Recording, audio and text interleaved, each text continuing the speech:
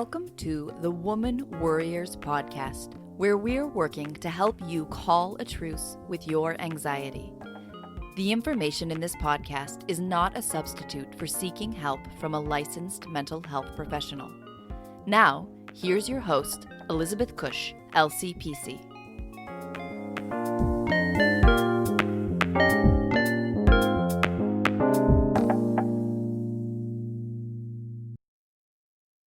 Welcome back to the Woman Worriers podcast. I'm your host, Elizabeth Cush, and today we are going to be talking with Joanne Bagshaw. But before we get started, I just wanted to say thank you. Thanks for tuning in. Thanks for listening. Thanks for following us on social media. You can find us at Woman Worriers on Twitter, Facebook, and Instagram. You can also sign up for the newsletter and get updates on the podcast and my monthly blog. You can find that at womanworriers.com. At the bottom of the page, there should be a sign up there. If there's not, and I'm misremembering that somehow, you can go to progressioncounseling.com. Scroll to the bottom of the page, and there's a newsletter sign up there. I also offer a free guide for meditation for worried women. So if you're the kind of person who struggles with meditation, or maybe have never tried meditation, or think that you're just someone who can't meditate, guess what? This guide is for you, and it's free. And you also get a bonus of how to bring mindfulness into your everyday life. So, how do you get that? Go to progressioncounseling.com or womanworriers.com. Again, at the bottom of the page. I think there is also a link at the top of the page that says, send me my free guide.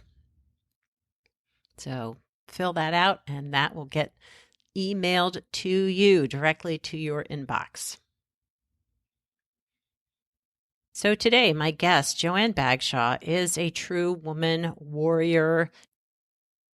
She is out there educating and helping us learn how to be good feminists and advocate for women's rights, all women's rights out there in the world. She is also an award-winning professor of psychology and women's studies at Montgomery College here in Maryland. She is an ASECT certified sex therapist with a private practice in Maryland, and she's the author of the Feminist Handbook, Practical Tools to Resist Sexism and Dismantle the Patriarchy. And she writes the popular feminist blog, The Third Wave, for Psychology Today. Before specializing as a sex and relationship therapist, Joanne was a trauma therapist working primarily with rape and sexual assault, intimate partner violence, and adults who were abused as children. Joanne brings her nearly 2 decades of experience as a therapist to help clients transform their relationships and lead happier, healthier lives. I am very excited to have this conversation about feminism and how the patriarchy is impacting women's mental health and all of our mental health. So let's jump in. Hi, Joanne, and welcome to the Woman Worriers podcast. Hi, well, I'm happy to be here. Thank you. I'm so excited to have you on and excited to get started talking about your work, but also about your book. But before we get started, if you could tell the audience, our listeners, a little bit about you and what inspired you to do the work that you do. Sure. So I'm a college professor. I teach psychology and women's studies at Montgomery College, and I've been teaching for about 20 years. I'm also a therapist. I've also been a therapist for 20 years. So most of my practice, I was a trauma therapist, and then in the last few years, I respecialized as a sex and relationship therapist. Wow. And certainly my experience being a therapist has influenced writing the Feminist Handbook, particularly all the years that I worked with trauma. So when I was a trauma therapist, I focused primarily on working with women who had been sexually assaulted and in intimate partner violence, and as well as adults who were abused as children. Yeah. But throughout all the range of my therapy experiences, I found that women question what is wrong with them throughout the developmental stages of their lives in ways that I've never heard men question. Hmm. So, women who are dating and can't find the right person wonder what's wrong with them. Mothers at all stages, new mothers, mothers of middle schoolers, mothers of college students, all wonder to some degree, what is wrong with me? I'm not a perfect mother. Hmm. Women who've had trauma, have who still experience residual effects of a sexual assault from 20 years ago, wonder what is wrong with them. Oh, yeah.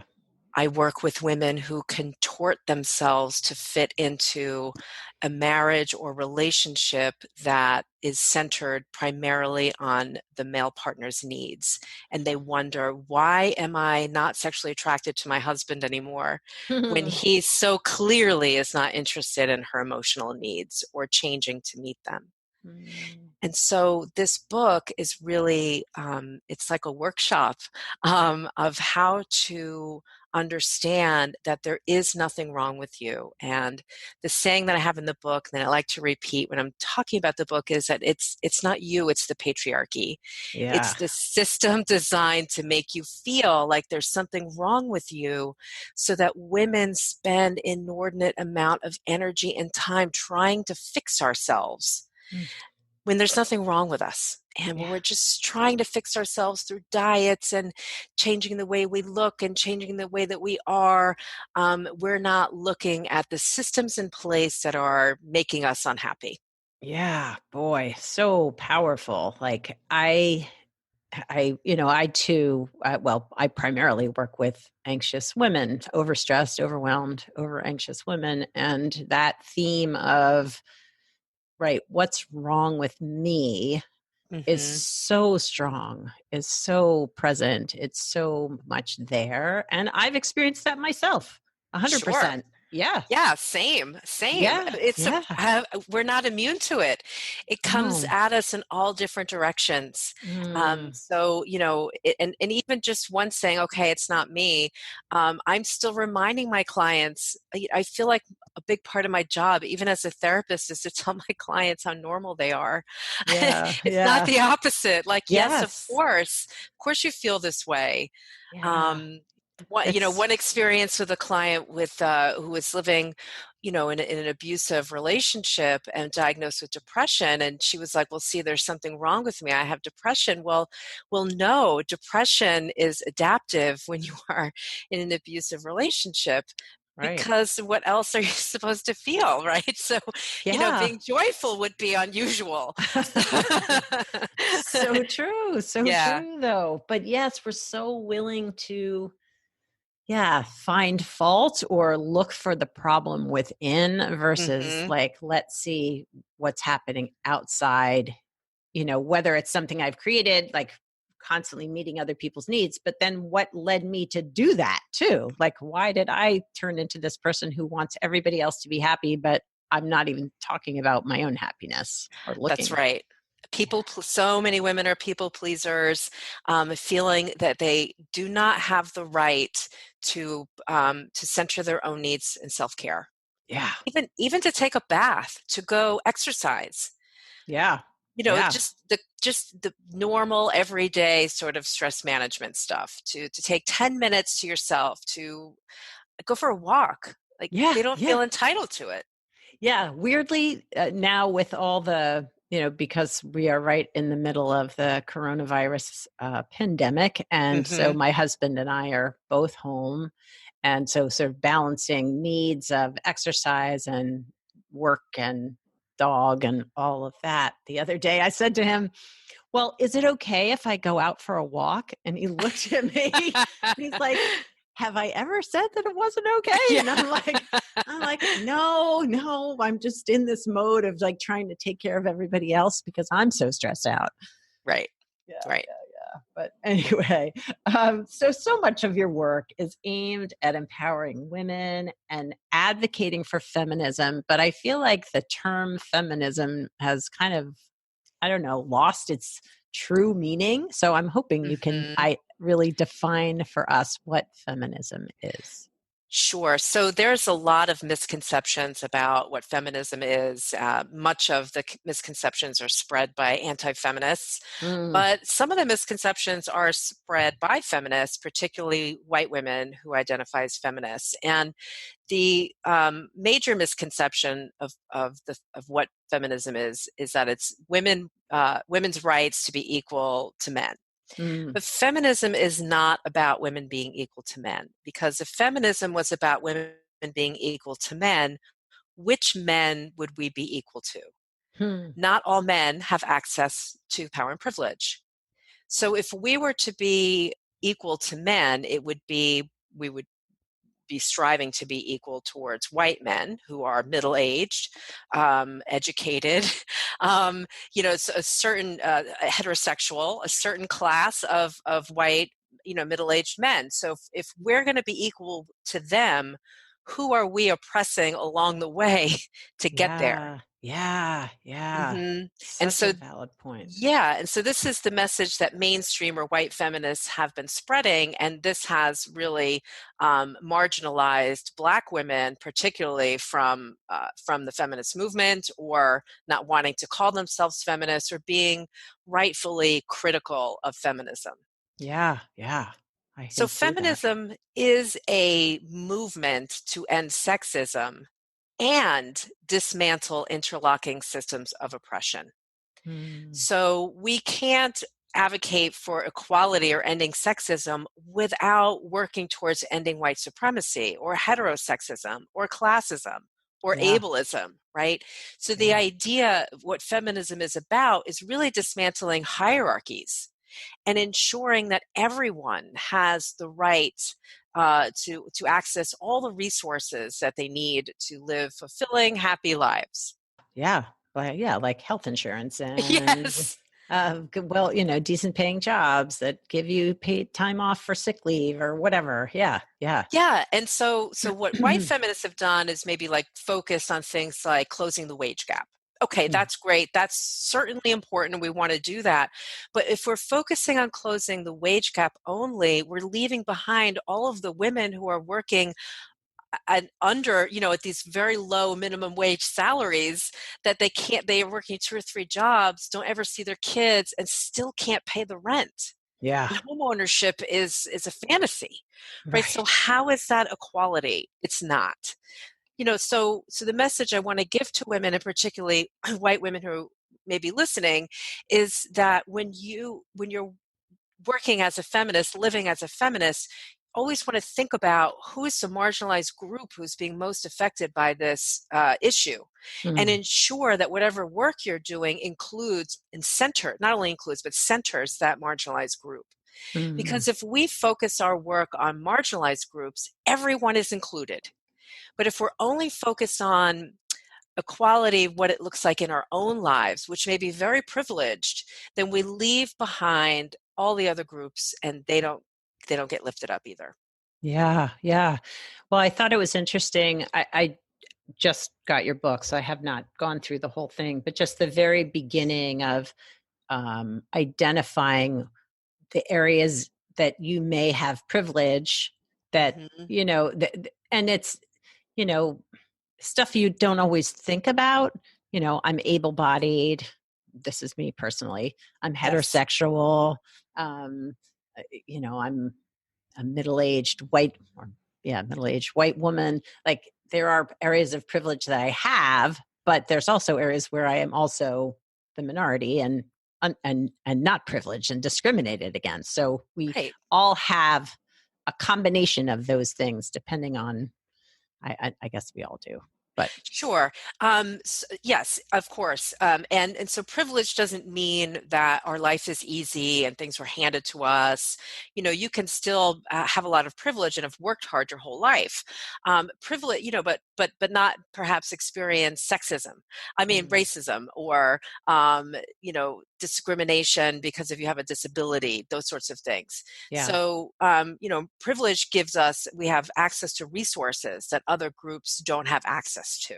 Yeah. And so understanding that, what we have and what privileges we have is not available or accessible to everyone. Yeah. Yeah, and this has been a major problem with feminism because feminism has not been a perfect movement. There's been a lot of flaws.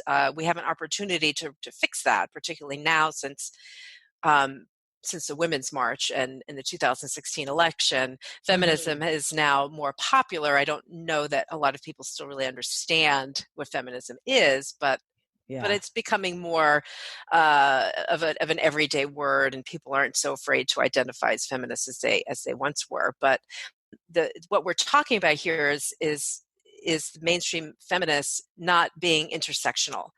So, and that's a sort of a buzzword that's thrown around. It's not actually a buzzword, but thrown around as a buzzword and used incorrectly. So, intersectionality really means that you're using a lens or an analysis to understand how different systems of oppression interact and shape our experience.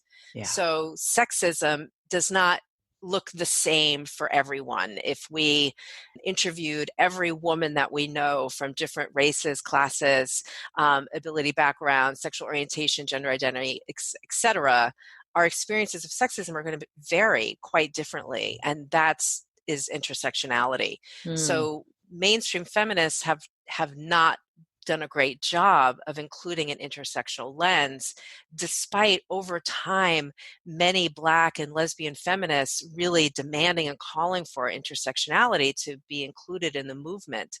So beginning with Sojourner Truth's speech, Anti-Woman, demanding to be included.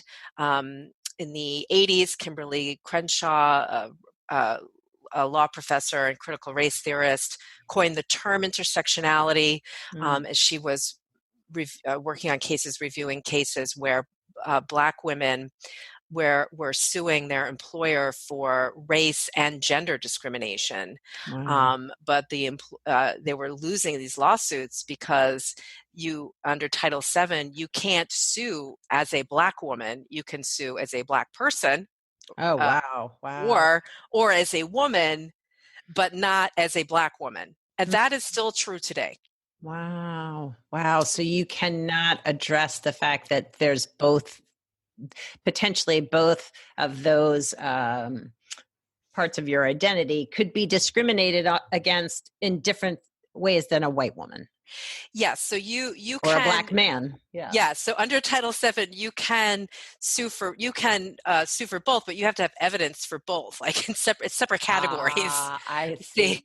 And so it may not. You may be advised. And by the way, I'm not a lawyer, so this is my layperson understanding. So you may be advised by your attorney to focus on, based on the evidence that you've gathered, to focus your case on one race or the other. Right.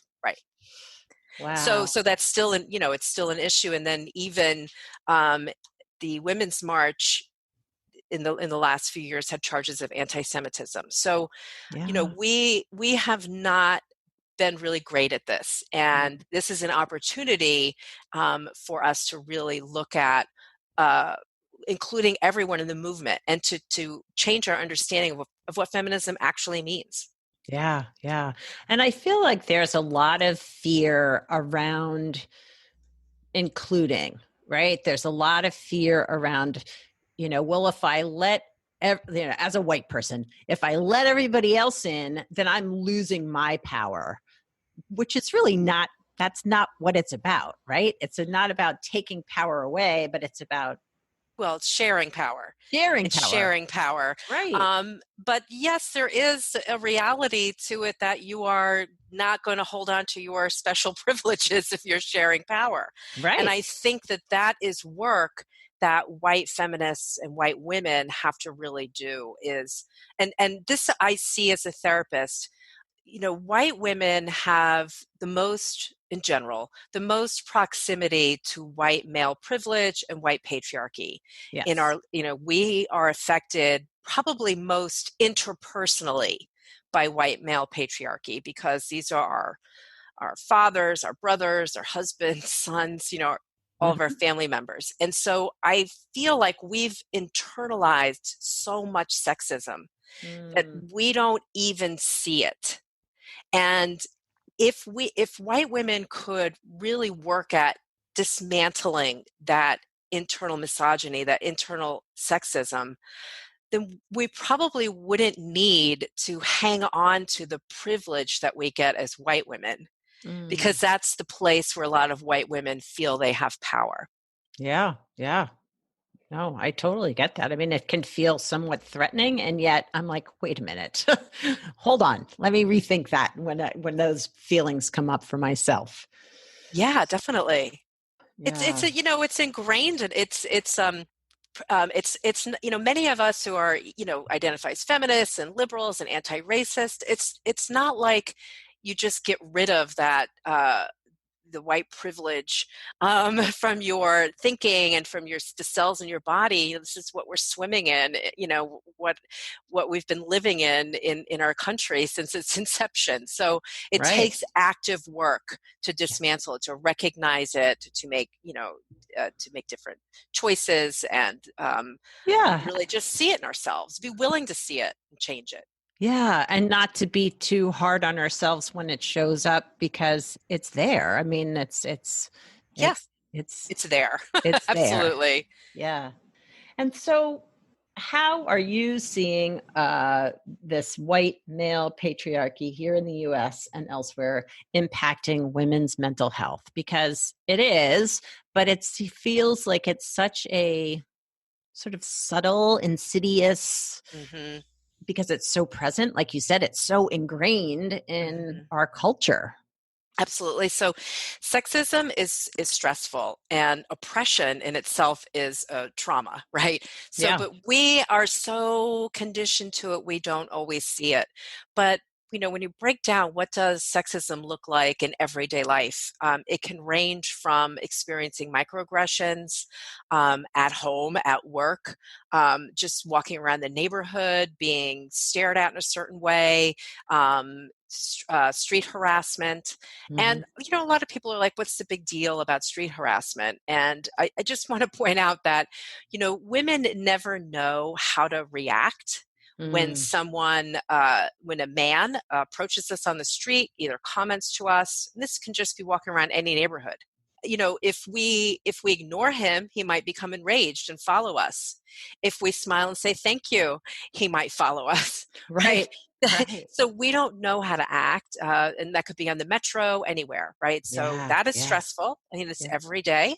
Yep. Um, Sharing household tasks with a straight male partner. This Mm, comes up mostly in heterosexual relationships, but women are still doing most of the labor at home.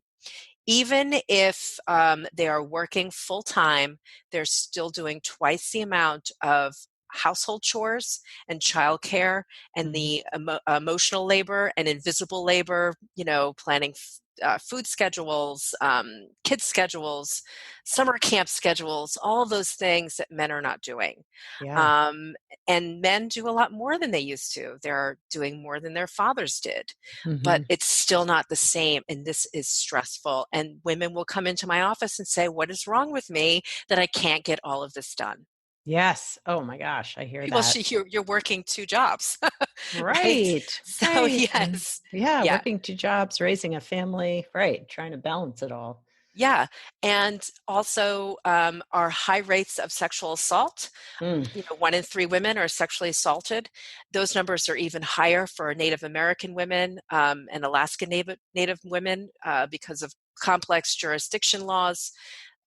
It's not people on the reservations that are sexually assaulting those women, and it's typically men right. outside the reservations. And so there's, who can sue and who can press charges. But Right. it is a common experience. Women, and that I just want to like pause for a moment for listeners to take that in. that an example of everyday sexism is the real threat of rape and sexual assault for women and girls. Right. That we live with this, We live with this. that this is a possibility. This could Mm-hmm. happen to our daughters, to ourselves, to whoever, Mm-hmm. our parents. Yeah, and how we alter our lives every Mm. day to ensure our own safety. Mm. Yeah. And we just do it. Oh, yeah. Without really thinking like I'm doing this because Mm-hmm. I want to keep myself safe. It's just like Mm-hmm. this has become part of what we Mm-hmm. do to live. Right. And if you notice online, this always I find this upsetting, but there's always some posts being shared about ways for women to stay safe, hold your keys in your hand, don't, Mm. park under a streetlight, all these things. And the other stressor that's part of this is that it's put on us to keep ourselves safe. Right. Right. Instead of the message being, Yes. men, how do you not feel like it's your right to sexually assault women? Like, how do we change that? Right. And now we have the Me Too movement, and now there are people saying, well, Me Too has gone too far. And I'm just like screaming in my head, wait a second, we're just asking not to be sexually assaulted or raped or harassed in the street or at work. How is that going too far? So Right. yeah. Mm, mm, mm. Yeah, right. How can that be too far? Yes. And so men, are uncomfortable, don't know how to be or what to do. And I'm like, yes, well, this is how we've been for a long time. So and Right. if you're not going to rape or sexually assault us, you're going to be fine. So there's Yes. nothing for you to worry about. Right. Um Right. yeah. If you're behaving the way you're supposed to, or, yes, the way you're supposed to, then you're good. Yeah. And then, the other aspect of how this is stressful for women, I think it's being revealed now with COVID-19 is it's impacting women's lives at home the most. Mm. So first of all, women who are working and now they're working from home and taking care of the children full time. So not only doing all that she was doing before, but now running a homeschool. Right. Right? Oh, Yes. I can't even Um, imagine. yeah, it's exhausting. Um, Mm. so there's certainly that aspect of it, as well as states are now trying to use social distancing as a reason to make abortion non-essential. With Oh, I didn't know that. Yes. So, the message is what they're trying to do is to show that abortion is not medical care, that it's elective. So they're saying it's Mm. non-essential. So it hasn't actually changed, that hasn't been effective, but they're trying. Some states are trying. Oh my Um, gosh. Wow. yes, exactly. Intimate partner violence victims are stuck at home with their abusers. Yes, yes, Um, yes. and I do want to say, though, shelters are still open. So Yes, yes. I that, have friends who work in those areas of yeah. the community and they are still open and struggling to maintain staffing and resources and all of that. Yeah. Right. And also just, remembering, just looking at inequality across the board, that we're really this social distancing, working from home, and this whole issue is revealing the inequities in our society and what isn't working. So for white collar workers working at home, okay, you're struggling, with your partner and trying to manage everything, but working class people are losing their jobs and don't know how they're Yes. going to pay their rent, Right. and and have the kids at home, And get uh, medical care if they get and get sick. medical care. Yeah. So these are, like some of the struggles that white collar women are having. Okay, they're hard, but then this is real threat to people's lives and survival. Yeah. Yeah, and things like, Threatened. well, if the schools close, then lots of low income kids aren't going to get their meals. Right. Well, Yes. why are we relying on schools to get kids meals? Like, I this is a know. major social problem. These Yeah. are really very real issues that people are, their lives are already hard, and now their survival is at stake. Yeah. Well, and Um, you think about the special ed kids too, who, they are potentially mentally or Yeah. physically disabled, and they need extra resources, and these Yep. online classrooms can't provide those. So there are these parents who have these kids are just left at home with no resources at all I know. they And were trying getting to through the school work system. Yes. or looking for jobs or trying to figure out how Oh, to pay the rent. Yeah. So mm, a lot of stress. so, I do want to encourage people. So part of the work in this book is obviously to do your inner work. mhm. Um, you know, understand there's nothing wrong with you. Do the inner work to now if you're stop trying to fix yourself, then you have the energy to and the internal resources to get involved and help create the world that we want to live in. Yeah. So for people who may be listening who do have extra time, let's um, you know try to get involved and help some of the people who are really struggling right now. Yeah.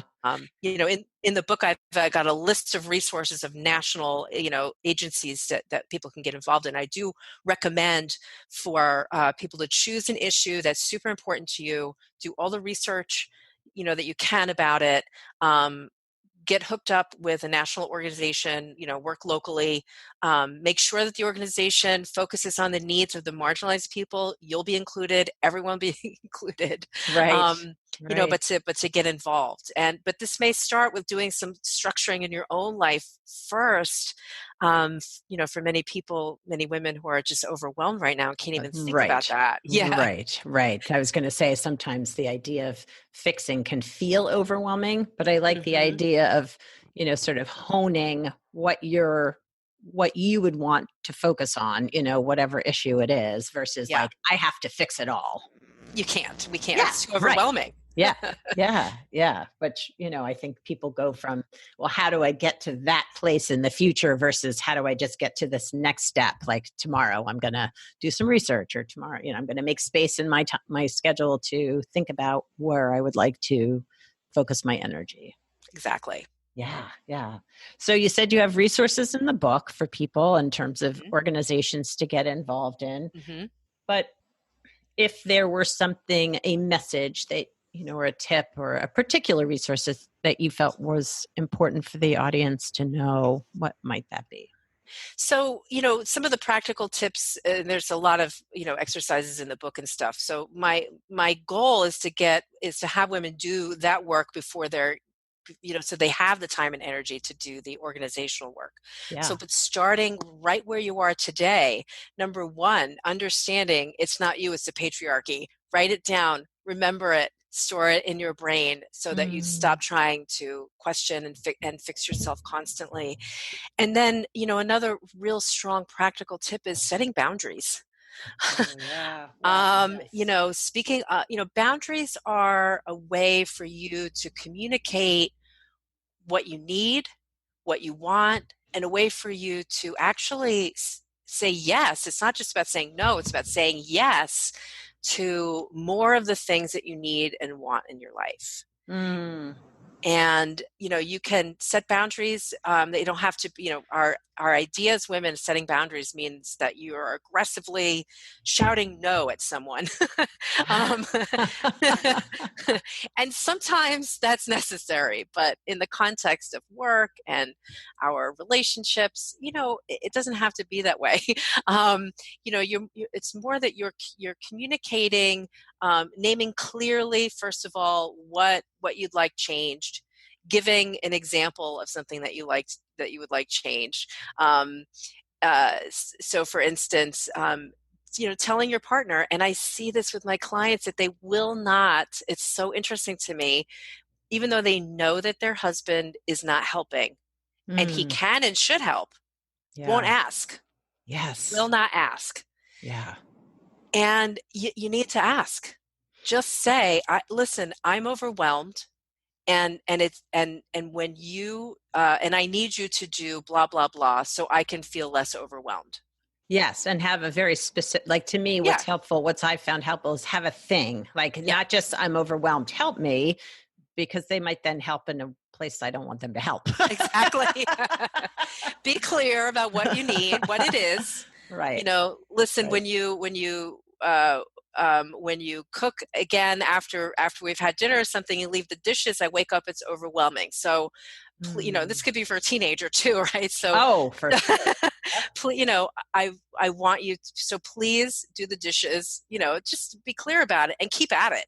Yes. And the other thing is you don't have to explain why you're setting boundaries.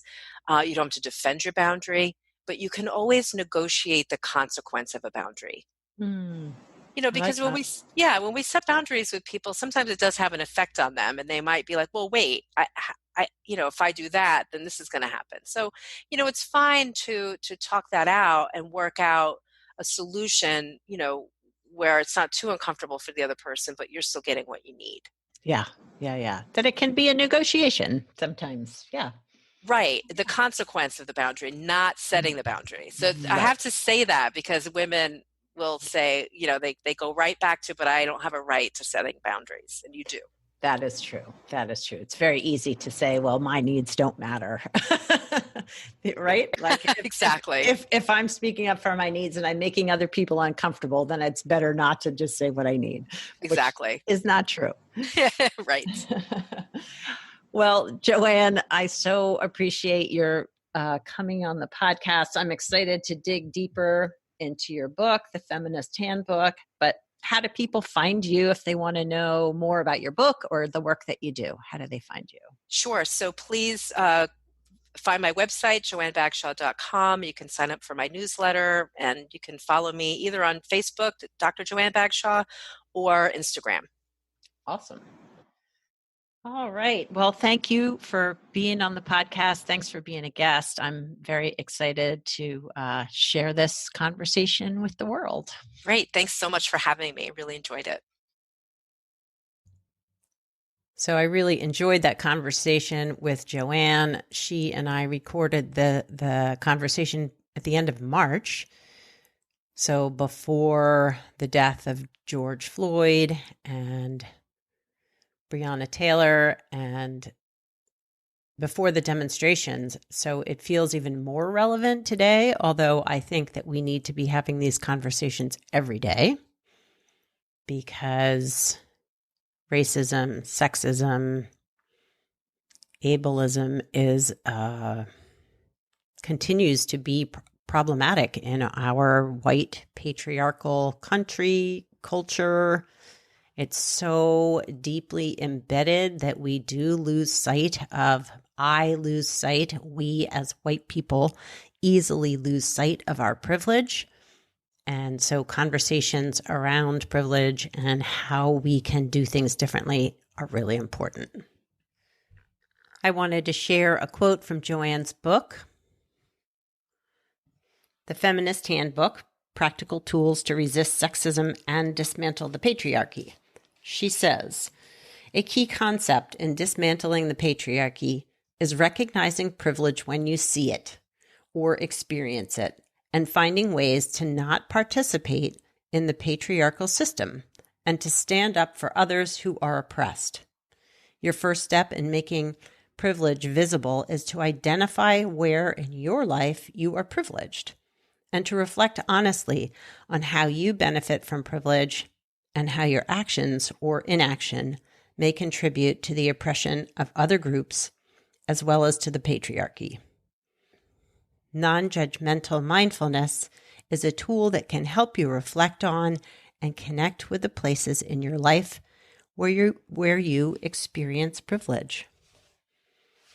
And I know that my mindfulness practice has helped me be more aware of and identify those privileges and that internalized racism that pops up through assumptions about people, about behaviors, about my community sometimes. So I think mindfulness is an amazing tool. It also helps us learn how to pause and listen.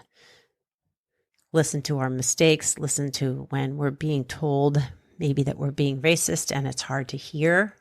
That mindfulness and grounding can really, really help. So I hope you'll check out Joanne's book and maybe follow her on Facebook and Instagram. I hope to have her back on the podcast sometime in the near future. And I hope you will be mindful of your privilege if you're white or whatever your privileges are in our society, and look to ways where we as a culture can begin to speak up and create a more equitable, anti-racist society. I hope you all have a wonderful week. Ciao for now from this Woman Worrier.